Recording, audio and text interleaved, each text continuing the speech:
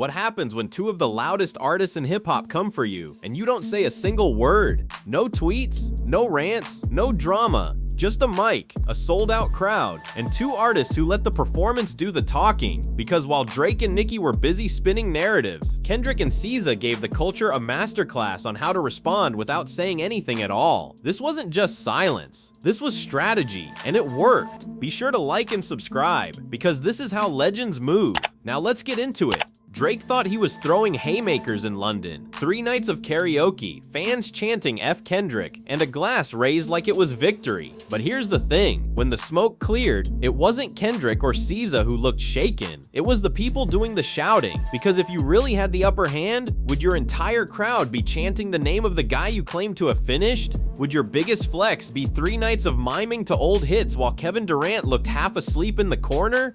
Meanwhile, Nicki Minaj out of nowhere jumps into the mess with unhinged IG rants and starts throwing wild shots at SZA, Punch, and TDE like it's a full-on crusade. But here's where it gets messier. Even her own fans were confused. The attacks were incoherent, frantic, and weirdly obsessed. If Kendrick was the boogeyman, Nicki was running from shadows she created herself. So now, with 2 of the most decorated artists in the game suddenly fixated on discrediting Kendrick and SZA, the question becomes obvious. Why are they so pressed? Because clearly, this wasn't just about music, and it definitely wasn't about wins. Now let's be clear, this could have easily turned into a digital bloodbath. Nicki was posting non-stop. Drake was stirring chants and clout, but Kendrick and SZA, they didn't even flinch. No tweets, no subtweets, no shady IG lives, just silence, followed by 2 of the most commanding performances we've seen in years. And that silence, that was strategy, because when everyone's screaming, the one who says nothing always ends up the loudest. Instead of clapping back online, Kendrick and SZA hit the stage in Amsterdam and France like it was a masterclass. No gimmicks, no cameos, just presence. And the difference? Kendrick didn't need to scream. He was the GOAT. He just let the crowd say it for him. SZA didn't have to drag Nicki. She just showed up on time, hit every note, and let professionalism speak louder than paranoia. And here's where things flip, because as TDE was moving in silence, Nicki's rants got more chaotic, more desperate. She dodged naming Kendrick directly, calling him Dot, like saying his name might summon him. But isn't that the tell? If you're really unbothered, why are you moving like he haunts you? Let's keep going, because this is where everything shifts. Drake had Wireless Festival. Big names, bigger energy, right? Not exactly, because when you really break it down, what did we see? A sea of people watching, not moving, not rapping every word, just staring. And that would have been fine if Kendrick didn't pull up days later and show what an actual moment looks like. In Amsterdam, Kendrick didn't bring out influencers or backup vocals doing the work. He brought Reincarnated, a deep cut, not a radio hit, not a TikTok banger. And the crowd, they moved like it was his biggest song. Not just dancing, they built a literal human wave on the floor. That's not hype, that's connection. And it proves something Drake's been avoiding. Kendrick's fans don't just like his music, they believe in it. Now compare that to Drake standing on stage while Aiden Ross and Durant scrolled on their phones. That's the contrast. Drake needed guests. Kendrick was the moment. So ask yourself, in this new era of rap, who's really leading the genre forward and who's just recycling the past? Because the crowd already answered that question for us. While Nicki spiraled online, SZA stepped on stage in France like nothing happened. No shade, no rants. Just pure controlled dominance. And that's what's making the other side nervous, because SZA's silence is deadly. While Nicki was live posting essays mid-show like she was trying to write history in real time, SZA was making history in real time. Hitting notes, owning the moment, bringing out Lizzo, delivering one of the cleanest performances of the year. And still, not a single messy tweet, not one Instagram meltdown. She let professionalism do the talking. And the message? You can try to drag my name, but you can't touch my presence. That's the part they can't stand, because Nicki tried everything. Fake stream accusations, lyrical shots, old resentment, and none of it worked. SZA stayed grounded, TDE stayed focused. Even crazier, Nicki still won't directly diss Kendrick. She's calling him bro, Dot, avoiding the name like it holds power. And maybe it does, because behind all the noise, even Nicki seems to know, if you mess with SZA, you're messing with Kendrick too. And that right there, that's not a feud anymore. That's a warning. Here's where things went from petty to embarrassing for Nicki. Because while she was busy lobbing accusations and claiming SZA had no impact, SZA calmly pulled out the receipts, literal proof, screenshots, messages, facts. First, she exposed that Nicki had asked her twice for features. SZA declined both. Suddenly, Nicki's so-called critique started to look a whole lot more like bitterness, jealousy dressed as shade. Then SZA went even further, showing that Nicki had borrowed her lyrics for a Beyonce collab. Feeling myself, ring a bell? Yeah, those bars weren't as original as fans thought. And just like that, SZA flipped the narrative. From target to truth teller, from the one being dissed to the one delivering damage, without raising her voice once. And the best part? She never stooped. No name calling, no spiral, just calm exposure. The kind of response that makes everything Nicki's been saying look desperate, because if you really had the upper hand, would you be this loud?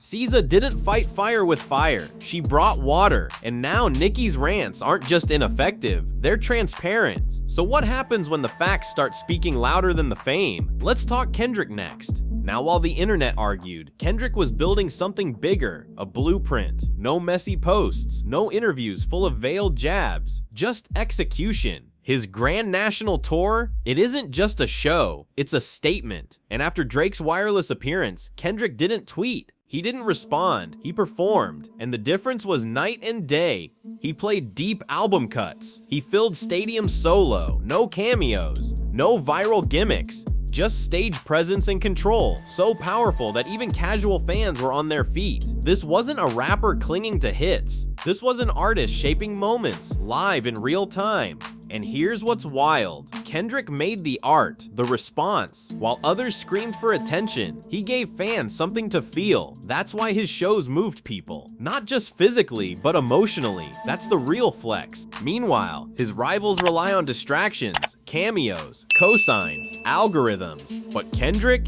He's building culture from scratch every night. And the artists who can't keep up, they're starting to panic. So now the line's drawn between spectacle and soul, between gimmick and greatness. And Kendrick, he's not just leading, he's daring the rest of the game to try.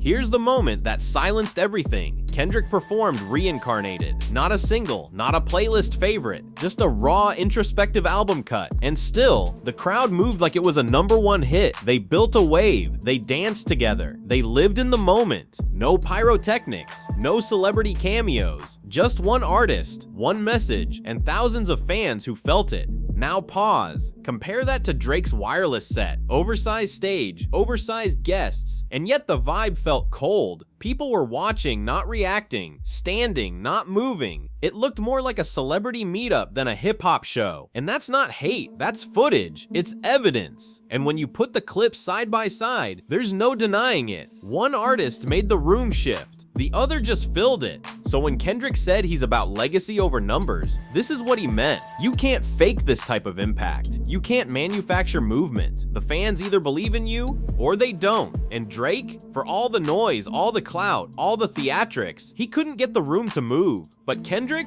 he made them feel something. And that's what's terrifying his rivals the most. When Nicki Minaj went after SZA, she probably thought it was just another social media chess move. A quick jab, a few trending tweets. But what she didn't count on, that by going after SZA, she was poking the lion. Because Kendrick didn't tweet, he didn't comment, he simply stood beside SZA on the biggest stages in the world. And that was the message. This isn't just an artist and a label mate, this is family. And when Kendrick performs with SZA after all the drama, after Nicki's name dodging, after all the half-hearted dot references, it's not just support, it's protection. He's telling Nicki without a single word, mess with her, you mess with me. And here's what's telling, for all her smoke, Nicki still won't directly name Kendrick, not once.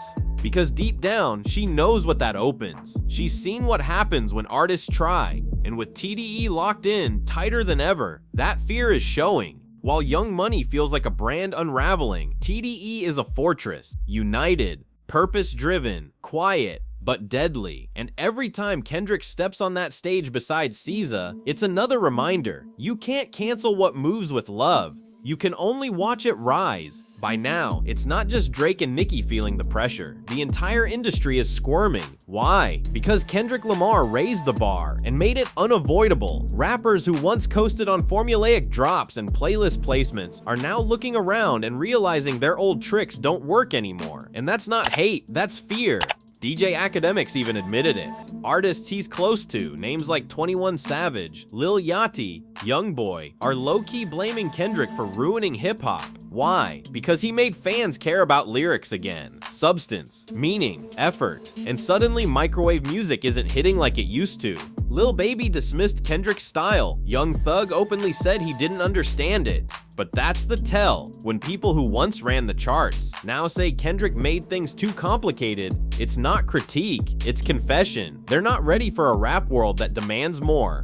And while Kendrick fills stadiums and shifts culture, his critics are stuck on Instagram, ranting about the old era. But it's over. That party ended the moment Kendrick said so, and every quiet week in hip-hop since just proves who's really running this now. Let's bring it home. When the smoke clears, who's really left standing? Not the loudest, not the messiest, but the one who let the music speak. That's Kendrick Lamar. While others chased headlines, he built moments. While some rappers argued online, he sold out stadiums with deep cuts, not singles, statements. And that's what the culture is waking up to. Greatness doesn't need gimmicks. SZA stood right beside him, calm, collected, unshaken. She exposed the lies with proof, not posts. She performed through the chaos, and together they made it clear you can't destroy what's built on purpose. TDE didn't need to clap back. They just kept showing up and showing out. Meanwhile, Drake is heading back to arena tours after the festival glow fades. Nicki's still dodging Kendrick's name like it's cursed, and their fans? More focused on dissing than supporting. But Kendrick's fans? They move. They believe. They're not defending a person, they're celebrating a movement. So now we ask, in this era of chaos, who do you trust with the future of hip-hop? The ones screaming for relevance, or the ones creating legacy in silence? If you made it this far, be sure to like and subscribe, and let me know, what does this mean for the future of the culture?